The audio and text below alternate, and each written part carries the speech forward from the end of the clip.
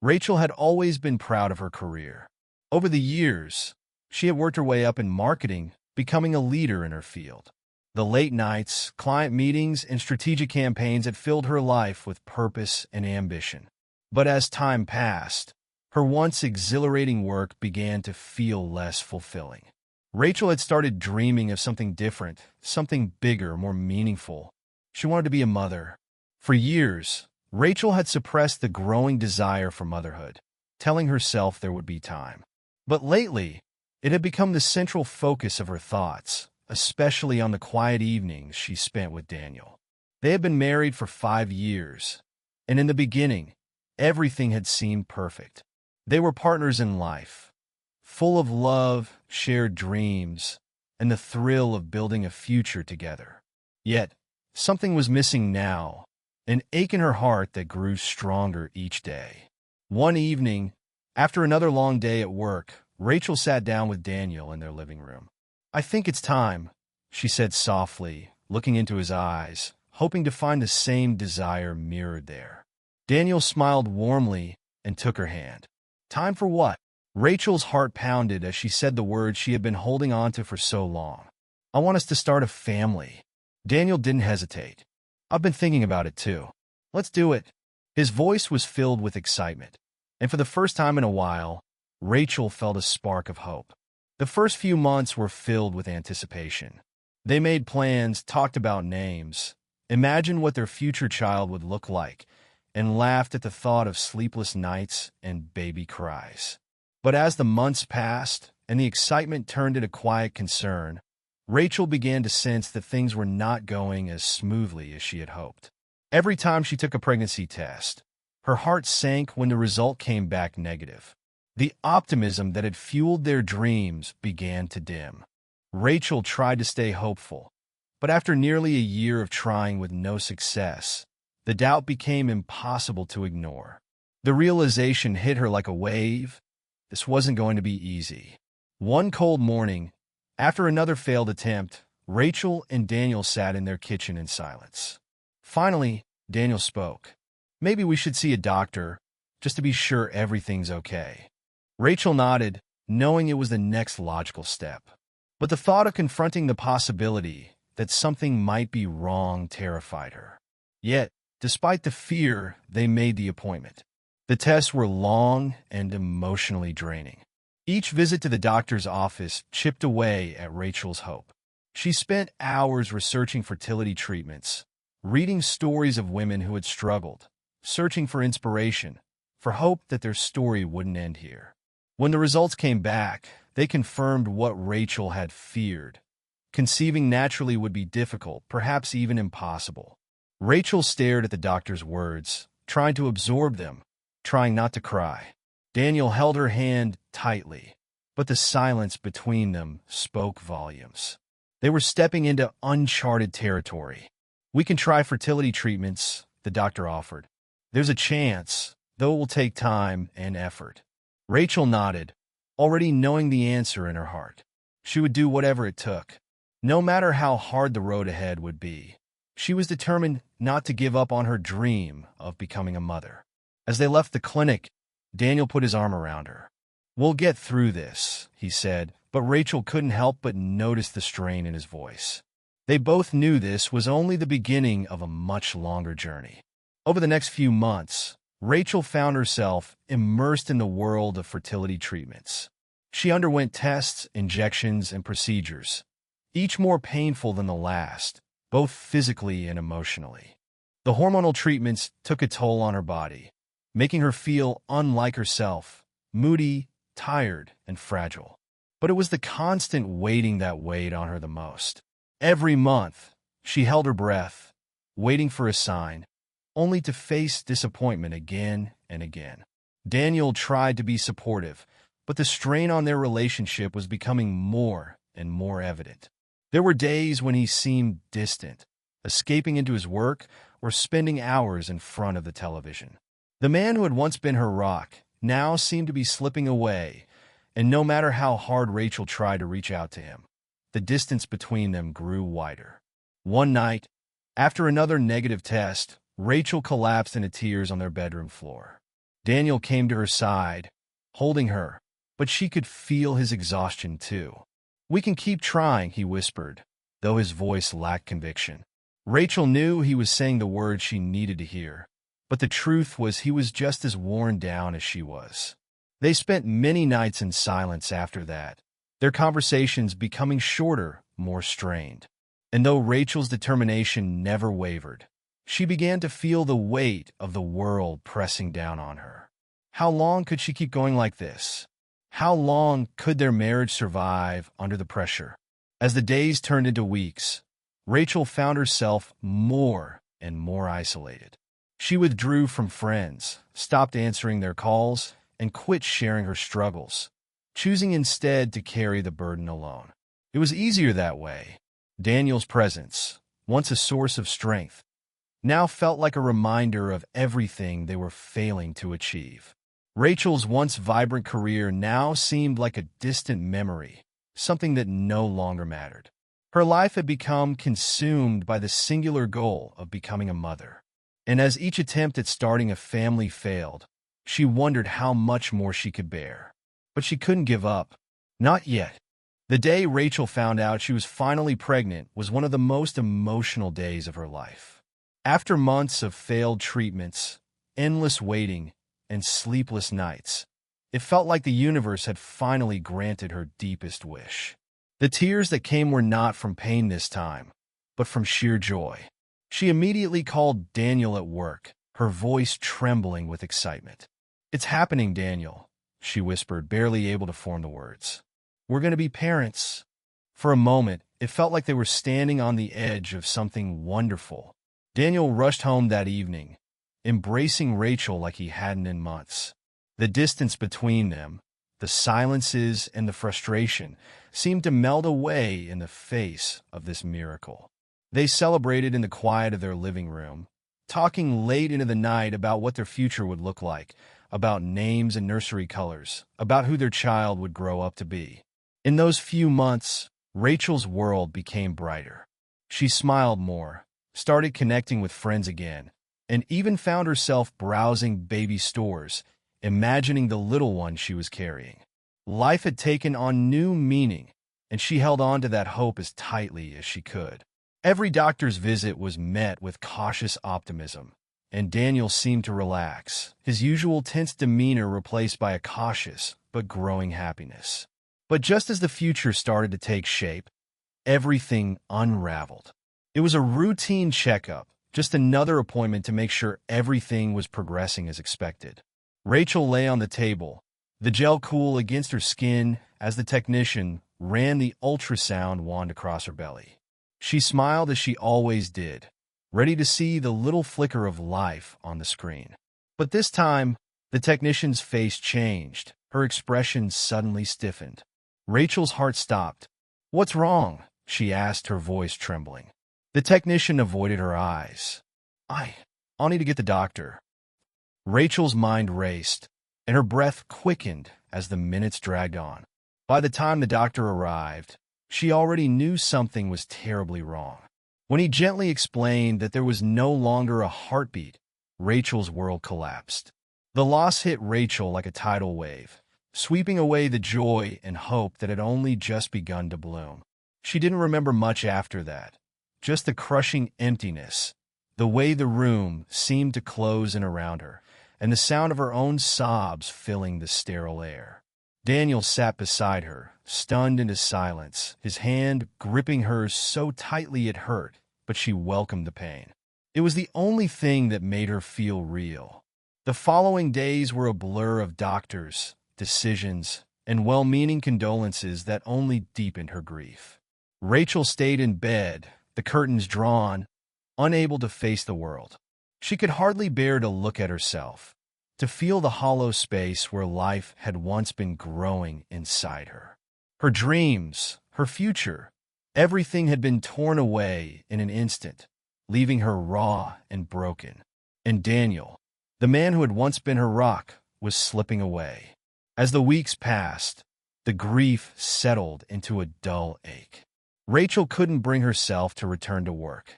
She felt like a shell of the woman she once was. The laughter and smiles that had filled her life in those early days of pregnancy were gone, replaced by an unbearable silence. Daniel, who had always been the one to lift her up, now seemed to avoid her. He spent longer hours at the office, and when he was home, he busied himself with anything that would keep him from talking about their loss. Every conversation about their future ended in frustration. Rachel still wanted to try again. She needed to.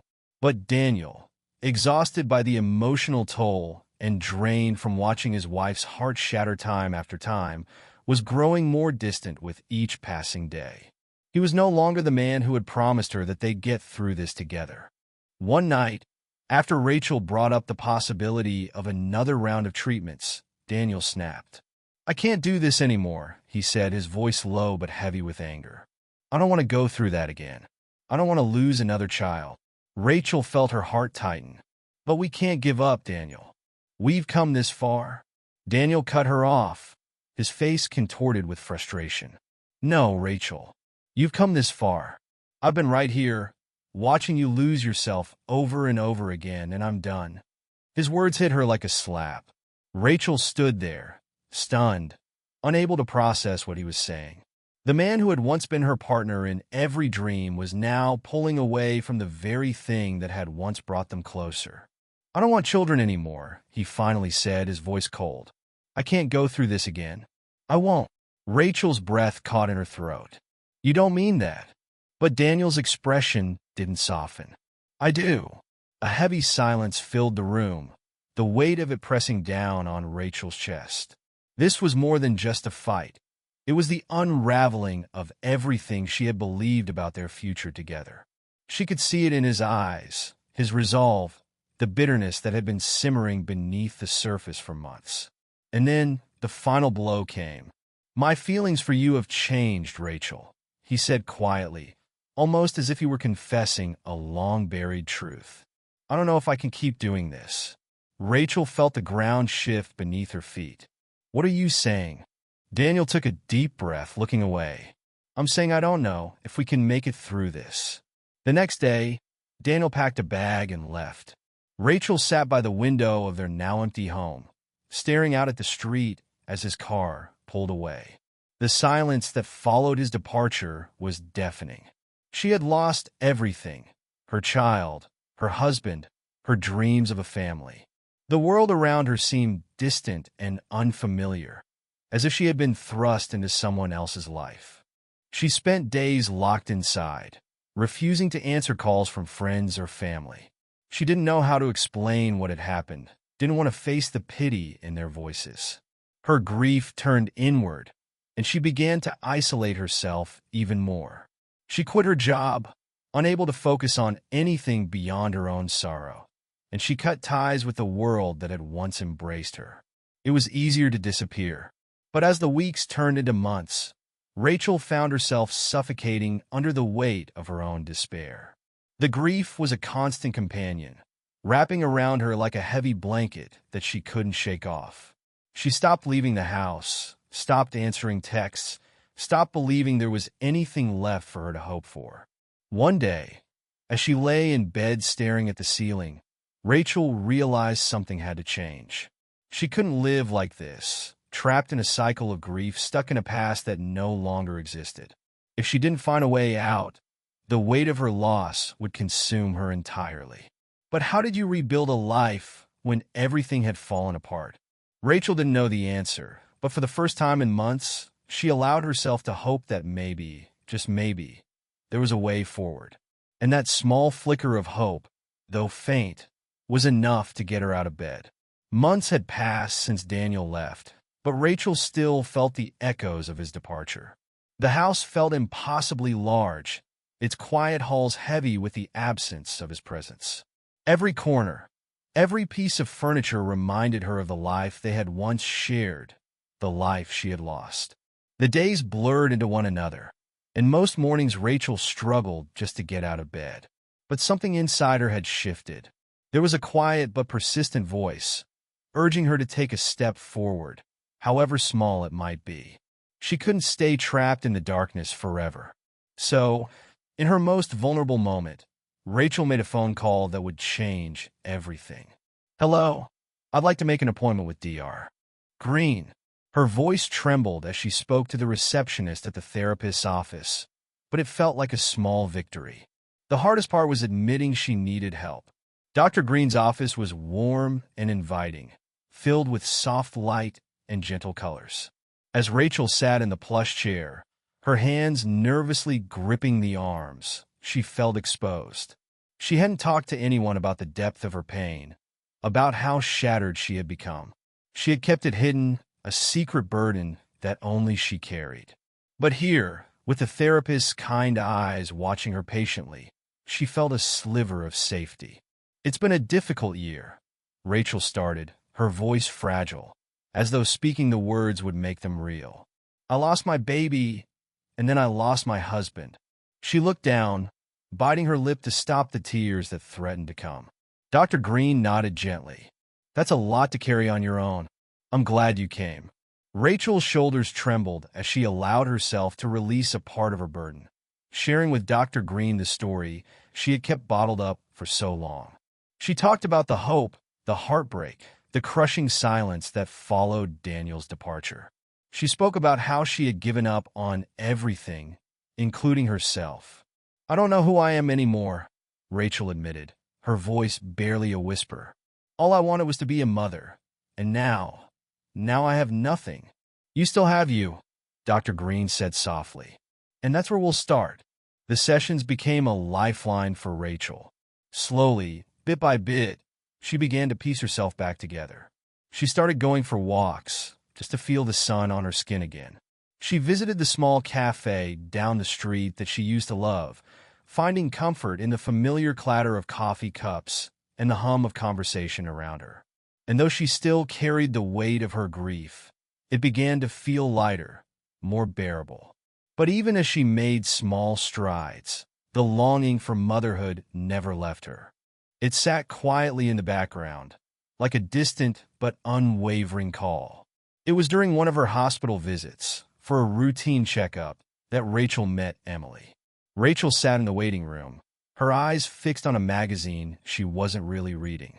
She noticed a nurse moving from patient to patient with a calm, confident presence.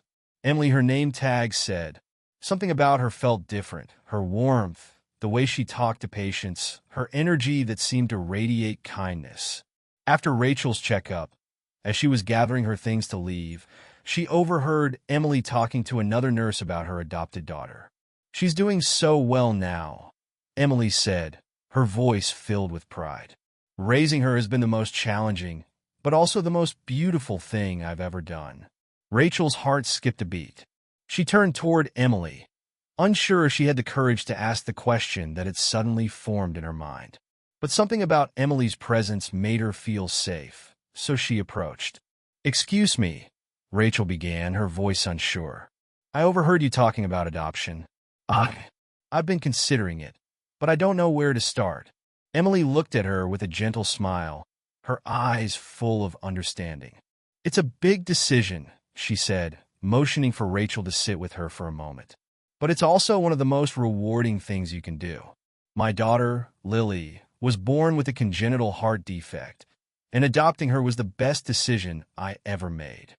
Rachel sat down, her heart racing. For the first time in months, the conversation wasn't about loss or pain. It was about possibility. "I always dreamed of being a mother," Rachel confessed, her voice filled with a mixture of hope and fear. "But after everything I've been through, I don't even know if it's still possible for me." Emily reached out and gently touched Rachel's arm. "It's not an easy journey," she said, her voice calm but full of encouragement.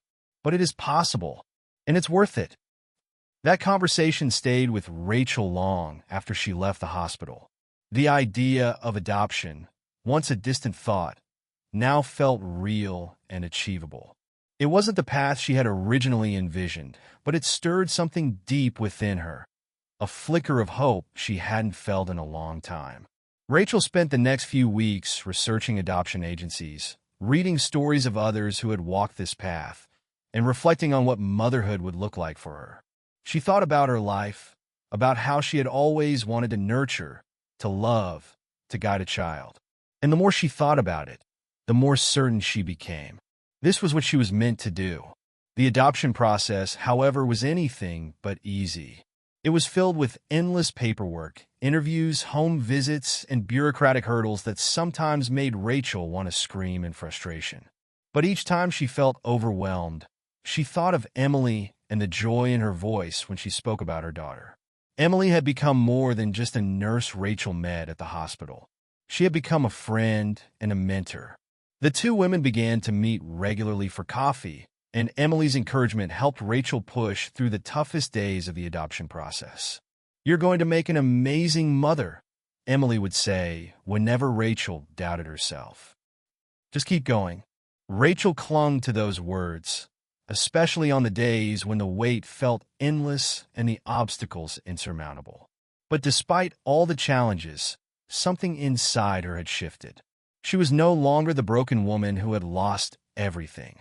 She was rebuilding one step at a time, with a new dream taking shape in her heart. Months passed, and then, one day, Rachel received the phone call that would change her life. The adoption agency had found a match. "There's a little girl," the voice on the other end of the line said. "Her name is Lily, and she's just under a year old. She was born with a congenital heart defect and will need ongoing medical care, but we believe she would be a perfect fit for you." Rachel's heart skipped a beat. Lily, the same name as Emily's daughter. It felt like a sign. "Yes," Rachel said without hesitation, her voice filled with emotion. "I want to meet her." When Rachel finally held Lily for the first time, it felt like every struggle, every heartache had led her to this moment. The tiny, fragile girl in her arms looked up at her with wide eyes, and Rachel felt a rush of love, so overwhelming it nearly took her breath away. This was her daughter. The journey had been long and painful, but here she was, cradling the fulfillment of her dream. Lily's medical needs would be challenging, Rachel knew that. There would be surgeries and hospital visits, long nights of worry and care. But none of it mattered. Rachel had found what she had been searching for, and she knew with every fiber of her being that she would do whatever it took to give Lily the life and love she deserved. And just like that, Rachel's life began again. Not the life she had once planned, but something even more beautiful, born from resilience, hope, and the unshakable power of love. Rachel's new life with Lily was filled with unexpected challenges, yet it overflowed with a love so deep that even the hard days felt worth it. The little girl brought light back into Rachel's world, and every time she looked into those wide, curious eyes, Rachel knew she had made the right choice. Lily's health required constant attention. The first few months were spent going back and forth between the hospital and home, where Rachel watched over her daughter with fierce protectiveness. Emily, true to her word, was by Rachel's side through it all. Whenever Lily had a doctor's appointment or surgery, Emily was there to reassure her, offering advice and comfort. Rachel leaned on Emily in ways she hadn't expected. The bond between them grew strong, and soon Emily was not just a friend, but a vital part of Rachel and Lily's life. One evening, after another long day at the hospital, Rachel sat in her living room, cradling a sleeping Lily in her arms. The exhaustion of being a single mother was catching up with her. The constant stress of managing work and Lily's health left her feeling drained. She had stepped away from her marketing career entirely, focusing instead on taking freelance projects here and there to make ends meet. It was difficult, but Rachel had learned that she could survive anything. She had proven that to herself time and time again. Emily visited that night, carrying a bag of groceries and her usual warmth. As they sat together, Rachel confessed her fears. "I don't know how much longer I can keep doing this," Rachel said, her voice weary. "Lily's surgery is coming up in a few months, and I can't seem to find balance. Every day feels like a battle between her needs and my own." Emily reached out and squeezed Rachel's hand. "I know it's hard, but you're doing an incredible job, and you don't have to do it alone." Rachel felt the weight of her loneliness, realizing how much she missed the simple joy of sharing life with someone. She hadn't allowed herself to think about Daniel much after he left. She had buried that chapter deep within her, focusing on Lily and the future they were building together. But tonight, for the first time, Rachel admitted how isolated she felt. "I never thought I'd be raising a child on my own," she said softly. "I imagined Daniel would be here, that we'd be doing this together. Now it's just me, and it's exhausting." Emily's eyes softened.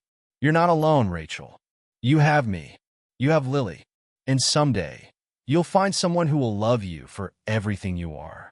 Rachel smiled faintly, though the thought of falling in love again felt foreign, even impossible.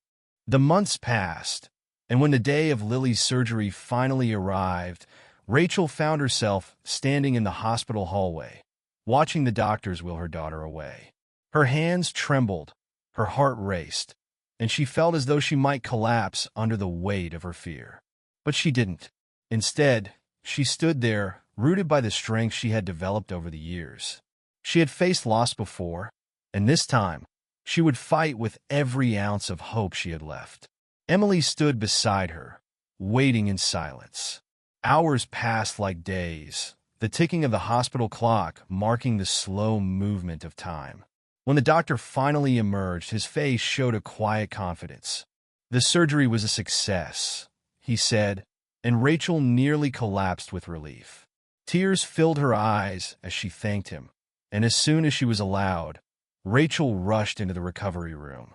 Lily lay in the small bed, looking fragile but strong. The worst was behind them, and Rachel finally allowed herself to believe that their future could be bright. Life settled into a new rhythm after that. Lily's health improved dramatically, and with her newfound energy, she began to grow into a lively, curious toddler.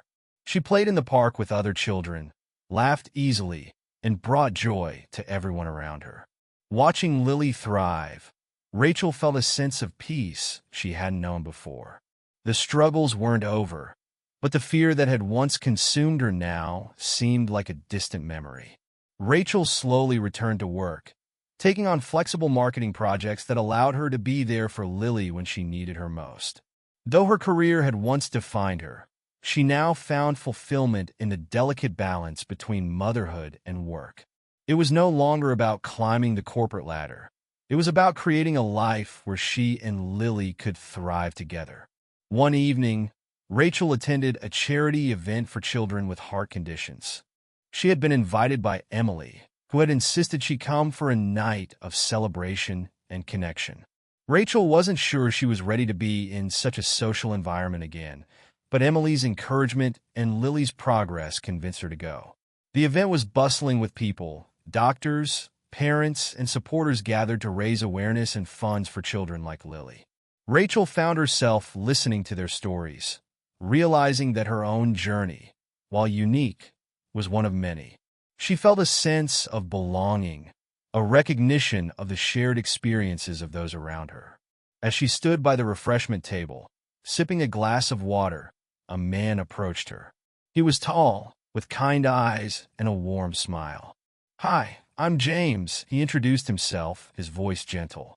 "I noticed you were speaking with Dr. Patel. My son was one of his patients, too." Rachel glanced at him, surprised by how quickly his presence put her at ease.